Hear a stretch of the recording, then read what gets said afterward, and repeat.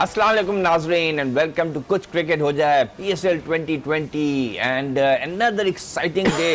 जरा सा बारिश से अफेक्ट हुआ but still PSL 2020 goes on Rawalpindi Stadium में. We go on with our show with who else but show again and all optimistic about the PSL going well. PSL going well and Alhamdulillah our program is also going well. Yes, absolutely.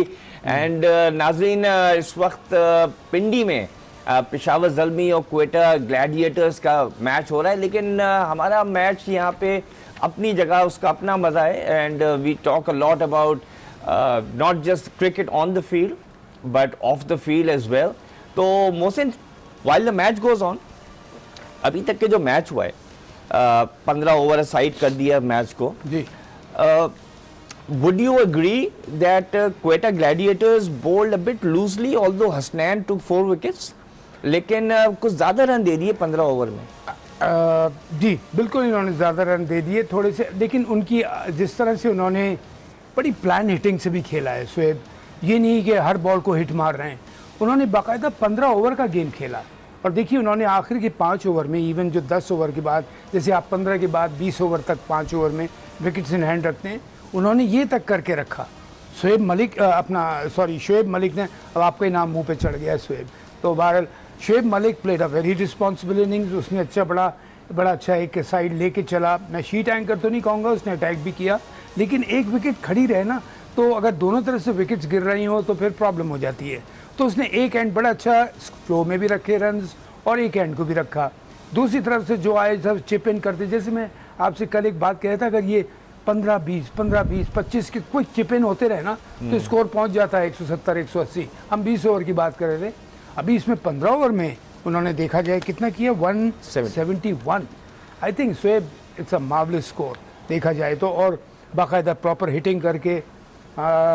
और उन्होंने अब हसनैन के लिए मैं ये कहूँगा, young है, तेज़ है, लेकिन आपको 2020 और वनडे क्रिकेट में वेरिएशंस लाना पड़ेगी.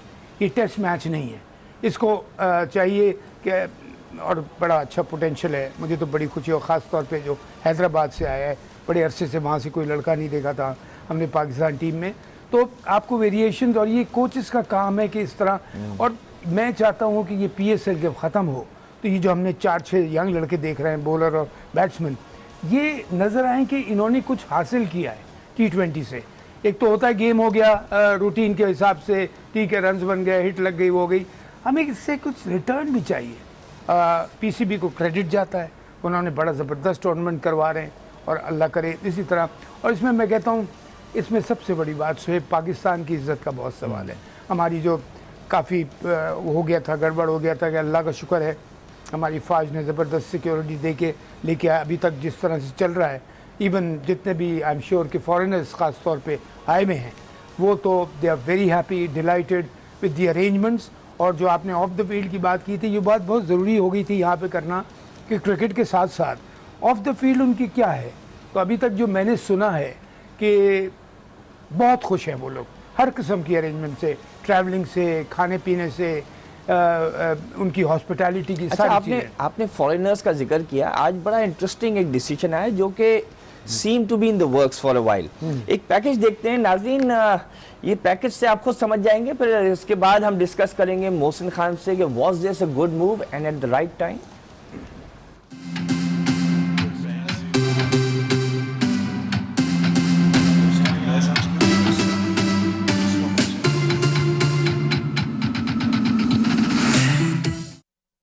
खराब परफॉर्मेंस और फिटनेस मसाइल से परेशान डैरन सैमी ने पेशावर ज़ल्मी की क़यादत छोड़ दी. The last 2 years I've played not fully fit. This season, my preparation, my form has not really been exactly what I want it to be. अब बतौर हेड कोच फराइज अंजाम देंगे. डायरेक्टर क्रिकेट मोहम्मद अकरम कहते हैं, जरूरत पड़ी तो सैमी खेल भी सकते हैं. Darren Sami will be the new head coach of Peshawar Zalmi from today for next 2 years. This season, his contract is as a player coach. He remains player coach. If we feel we need him on the field, he will go on the field. Sammy की जगह fast bowler Wahab Riaz अब season 5 में पेशावर ज़ल्मी को lead करेंगे। Right, 3 decisions. एक तो ये कि डैरिन सैमी, जो कि लग रहा था कि he was not being able to play fully, elevated to coach. जी, Wahab Riaz elevated to captain and Mohammad Akram elevated to director. अब ये बताएं कि मिडवे थ्रू द टूर्नामेंट क्या इस तरह का मूव एडवाइजेबल है? स्पेशली वहाब रियाज ने कोई ऐसी कप्तानी का बैकग्राउंड नहीं है उसका, and to put him as a captain जब ज़ल्मी ज़रा सी लड़खड़ा भी रही है, कोई गारंटी नहीं है कि टॉप 4 में आएगी वो। Is that good timing? Well I think इसको अगर इस पॉइंट ऑफ व्यू से देखा जाए, फ्रॉम सैमीज पॉइंट ऑफ व्यू, उसने सोचा कि भागा मुझसे नहीं जा रहा है, फील्डिंग मैं नहीं कर पा रहा हूँ, बॉलिंग मैं कर नहीं सकता, रनिंग बिटवीन द विकेट वो नहीं कर सकता, और ये तो नहीं है कि शोएब आप खड़े खड़े हिट मारते रहें तो आप कर जाएंगे, आपको भागना भी पड़ेगा।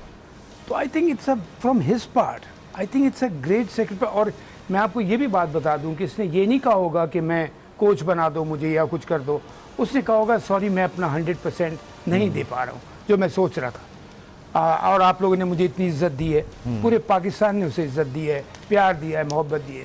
तो आई थिंक उसका ये मैंने सुना नहीं, लेकिन मैं आई कैन गारंटी यू कि उसके अल्फाज होंगे कि जी आप मुझे कोच वोच ना बुलाएं, लेकिन मैं अपना 100% दे नहीं पा रहा हूँ, ना बॉलिंग में ना बैटिंग में, कप्तानी में भी मैं। और जब आदमी परफॉर्मेंस कप्तान की ख़राब हो रही हो तो फिर यहाँ से कप्तानी में भी गड़बड़ शुरू हो जाती है, बिकॉज उसमें दिमाग लड़ाना पड़ता है। तो आई थिंक उसके हिसाब से तो बड़ा सही डिसीजन है। वहाब रियाज के हिसाब से I have a question mark, लेकिन कौन हो सकता था उसकी जगह, अब ये देखना पड़ेगा। ये लोग जानते होंगे ज़्यादा कि बेहतर सबसे ज़्यादा सेंसिबल लड़का प्लेयर कौन सा है टीम में। अदर देन दैट मैं लेकिन वहाब रियाज आज की तारीख में अगर आप मुझसे पूछें, अगर मैं होता तो मैं वहाब को कैप्टन नहीं बनाता, इसलिए कि he is got already bowling problem, वो एराटिक हो जाता है एट टाइम्स, उसकी नो बॉल की प्रॉब्लम है, तो आप उसके ऊपर कप्तानी का भी बोझ डाल रहे हैं। सीनियर होने का मतलब ज़रूरी नहीं कि आप सीनियर हैं तो कप्तान बन जाएं। यू नो शोएब, ये आपको पता है कि इसमें आपको अगर आप बॉलर बैट्समैन हैं या बॉलर हैं या बैट्समैन हैं तो परफॉर्मेंस भी, कैप्टनसी भी, हर चीज़ आपको देखना पड़ती है। तो उसकी ऑलरेडी बॉलिंग इश्यूज़ हैं, रहे हैं शुरू से, और मैं हैरान हूँ कि अभी तक उसकी ये प्रॉब्लम का पिछले 10-12 साल से तो खेल रहा है ना। वो 2010 में उसने टेस्ट डेब्यू किया था अपने, तो कितने साल? 10 इयर्स हो गए। 10 इयर्स हो गए। और टेस्ट डेब्यू हमने करवाया था जब हम सिलेक्शन में थे, कि हमने सोचा था कि ये टेस्ट के लिए बड़ा, और ख़ास तौर पे मैंने बॉलिंग कोच जो थे उस टाइम वकार यूनुस जी, उनको मैंने कहा था कि देखो इसका ख्याल रखना, इसकी नो बॉल की प्रॉब्लम है, और दूसरा ये होता है ये उसके जज्बात के साथ बहकर ये गेम में अपनी लाइन एंड लेंथ वो कर जाता है। ये 2 चीज़ें कंट्रोल कर लेना, otherwise is a tremendous bowler. पुराने बॉल से ख़ास तौर पर रिवर्स स्विंग बड़ी ज़बरदस्त करता है, लेकिन अब ये है कि अब देखिए कैप्टनसी वो कैसे करता है।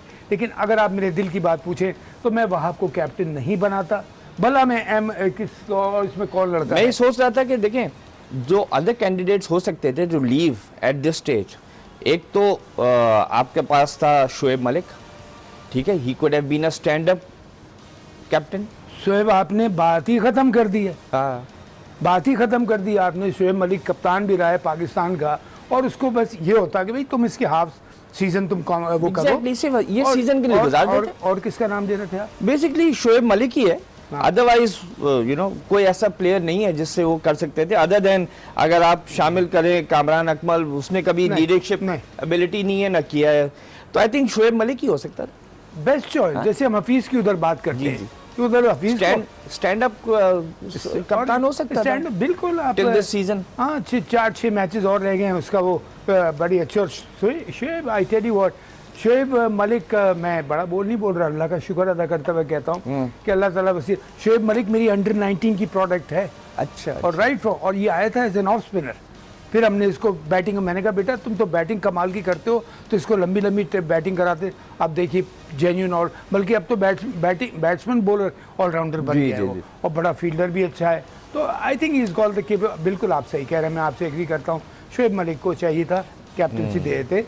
और उसमें I think the captain needs to be hungry for leadership also. Wahab Riaz में वो हंगर नहीं नजर आता। हंगर के अलावा वो कैलिबर नहीं है।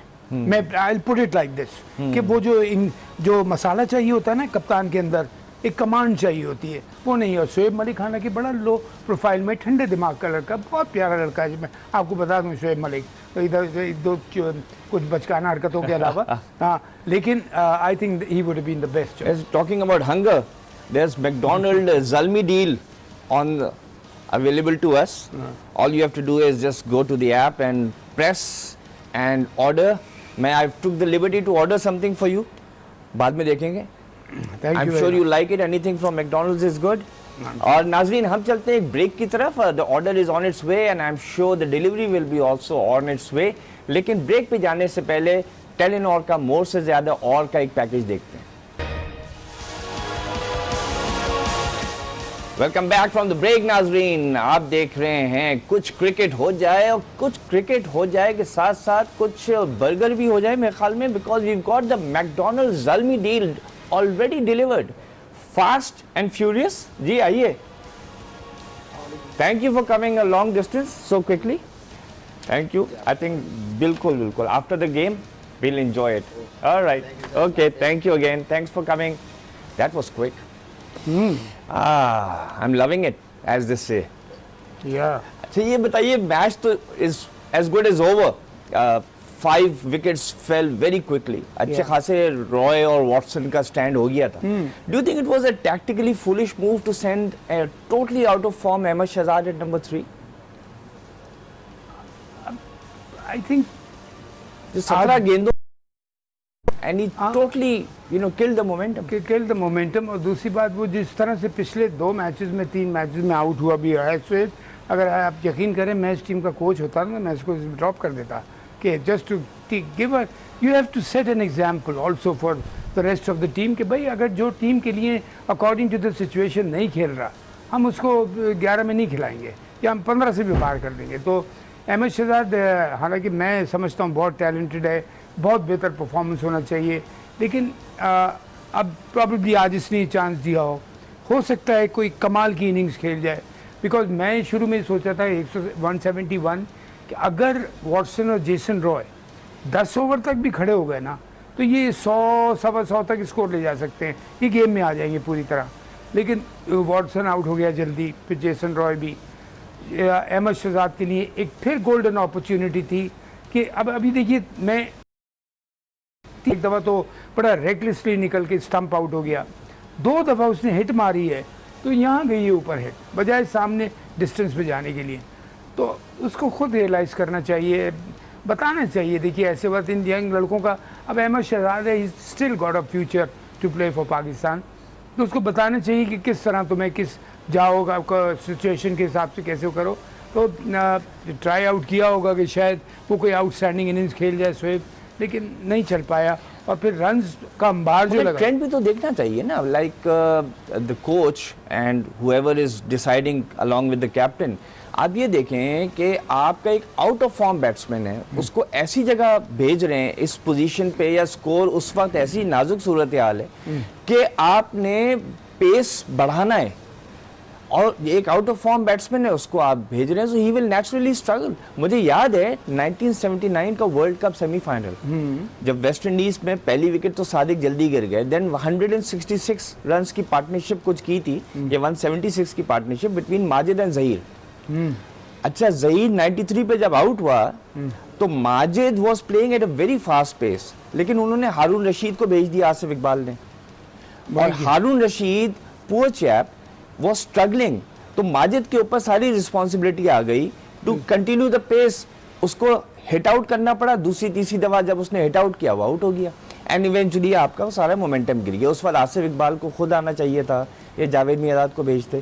तो ये जो सिचुएशन होती है, it can be a make और ब्रेक पोजीशन। बिल्कुल आपने सही कहा। और देखिए यहाँ पे 2 लड़के इनके पास हैं, और ऑनेस्टली मैं बता रहा हूँ, एक तो वो जो लड़का है ऑलराउंडर जो है लेफ्ट आर्म स्पिनर जी नवाज, जिसने बाद में आके अच्छा खेला और बड़ी जबरदस्त हिटिंग करता है। अब देखिए बाद में जब वो आया है, लेट्स से उसके बाद 3 या 4 ओवर हैं, अगर वो जाता कि अब मेरे पास 8 या 10 या 11 ओवर हैं, तो वो जाके इस तरह से खेलता। और एक और लड़का मैं आपको बता दूं जिसको बहुत जबरदस्त तरीके से कन्वर्ट किया जा सकता था, Anwar Ali. Anwar Ali is a very good striker of the ball, बड़ी अच्छी बॉलिंग कर लेता है, फील्डर अच्छा है।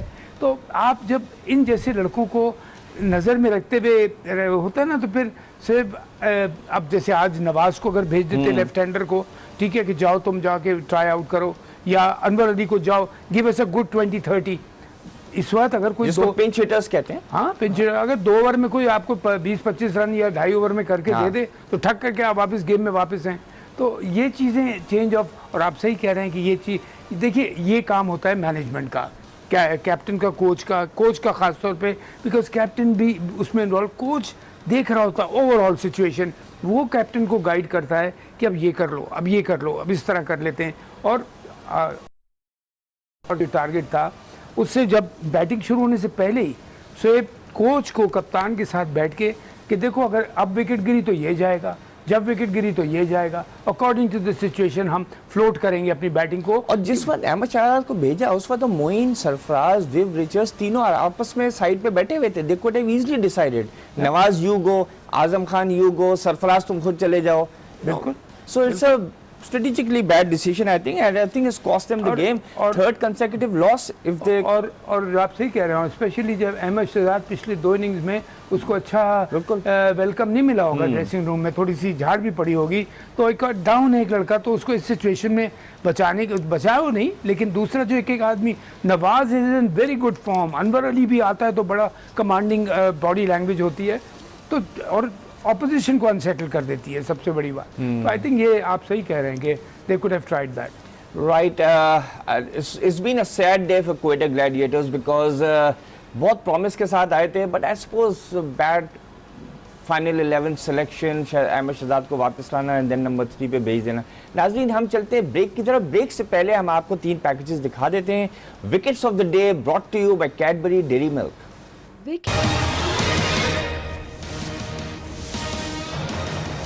Welcome back from the break, Nazreen, and the match has ended. Quetta Gladiators unfortunately आज तीसरी consecutive defeat उनको मिली है, और स्कोर्स को जिस तरह के रहे कि 15 ओवर का मैच हुआ because of the rain, और बारिश की वजह से जब ये shortened rain हुआ and Quetta still put Zalmis into bat, लेकिन ज़्यादा डिफेंड नहीं कर सके और अच्छा खासा रन दे दिए। इवन इन 15 ओवर्स 170 जो नॉर्मली टीम्स 20 ओवर्स में बनाती हैं, ज़ल्मी ने 170 फॉर 6 बनाए। Shoaib Malik batted brilliantly, slow and steady, and then plethora of hits, 54 of only 27 balls, and Hasnain pressed again 4 for 34। मेरे ख्याल में 13 या 14 विकेट्स के साथ वो इस पर टॉप बॉलर्स में शामिल है। और Roy and Watson gave a good start, लेकिन अनफॉर्चुनेटली उसके बाद सिवाय मोहम्मद नवाज के जिन्होंने 18 रन बनाए 7 गेंदों में, कोई इंप्रेस नहीं कर सका। Wahab Riaz in his first game as official captain, last time he was stand in captain for Sammy, 3 for 21, so a comprehensive win by Peshawar Zalmis. अब स्टार्ट तो अच्छा ले लिया वहाब रियाज ने, but can he maintain it? हाँ देखिए, अगर इसको इस तरह से देखा जाए, ज़ल्मी एकदम से अपना सैमी जो कि एक बड़ा अच्छा मोटिवेटर है, good captain, good player for the team, वो हट गया एकदम से, तो झटका तो लगता है।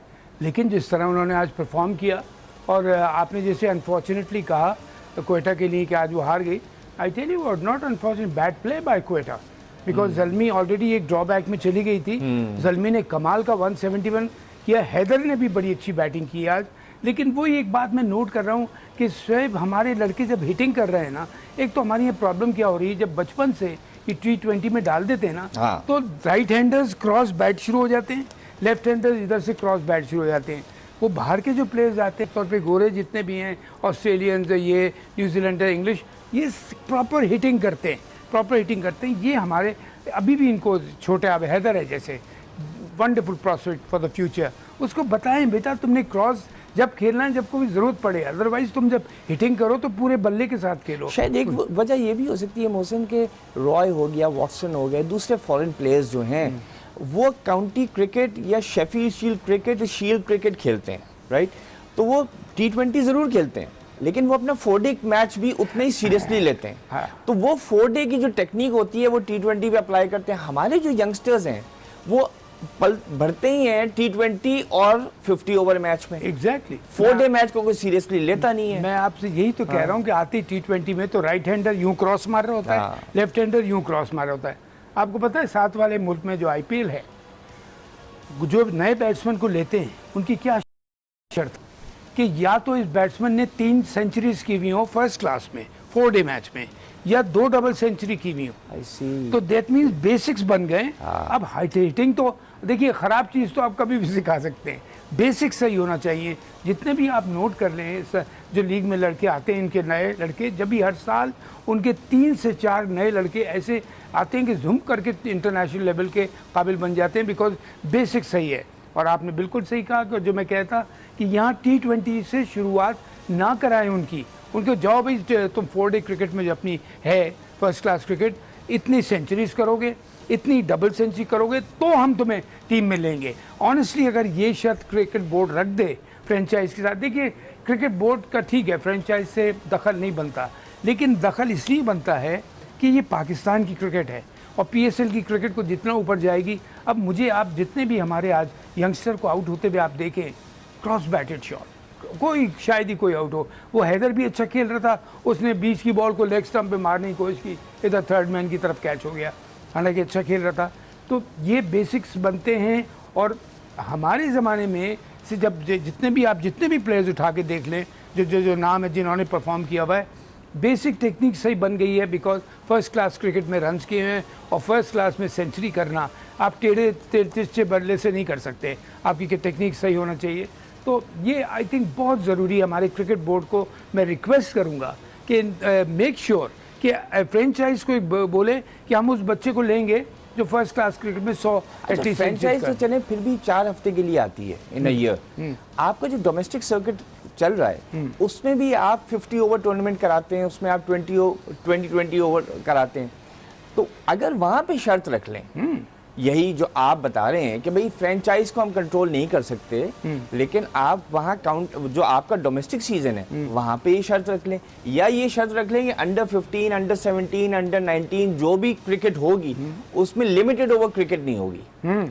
आप 19 इयर्स को जब क्रॉस करेंगे, जब आप लिमिटेड ओवर क्रिकेट के लिए क्वालिफाई होंगे, तो एटलीस्ट उनकी बेसिक्स तो 3 डे गेम में बनेंगी, सही बनेगी। और देखिए एक और बात कहूँ शोएब आपसे, क्यों नहीं कंट्रोल करे क्रिकेट बोर्ड हमारा फ्रेंचाइज को?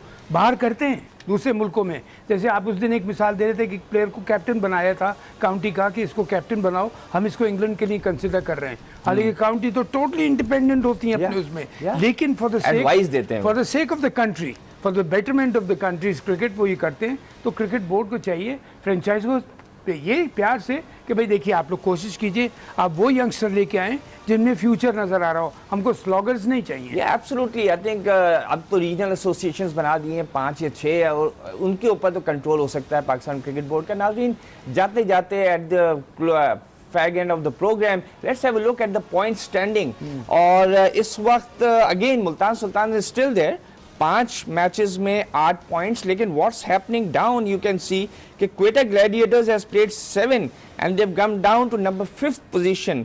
और ज़ल्मी और इस्लामाबाद यूनाइटेड 7 पॉइंट्स के ऊपर सेकंड एंड थर्ड पे हैं। एंड कराची किंग्स की एक एडवांटेज है, दे मे हैव 6 पॉइंट्स, लेकिन उन्होंने 2 गेम कम खेले हैं then Quetta and Zalmi and Islamabad. Lahore Qalandars in fact have played 5, so they're in a very bad state। अगर वो बॉटम पे भी नहीं आए तो डर ये है कि कहीं 5th पोजीशन पे ना आ जाए, looking very difficult for them to qualify. और कल का मैच नाजरीन, let's have a look at tomorrow's match, it's between where did it go, Karachi Kings and Multan Sultan, and it's happening in Lahore. Now unfortunately वहाँ की भी वेदर सिचुएशन इतनी अच्छी नहीं है। पूरे पंजाब में बारिश हो रही है, पूरे पंजाब में बारिश हो रही है, लेकिन इट्स 7 PM, होपफुली जब तक कुछ वेदर क्लियर हो जाए। And Karachi kings versus Multan Sultan, ये भी बड़ा इंपॉर्टेंट मैच हो गया है Mohsin, because Karachi kings is in a good position now, which we weren't expecting at the start of the tournament, and Multan Sultan तो टॉप पे बैठी है। और कराची ने भी सिर्फ 5 मैचेस खेले, और कराची की जितनी अच्छी टीम है मेरे हिसाब से Karachi will definitely go up, जाना चाहिए ऊपर।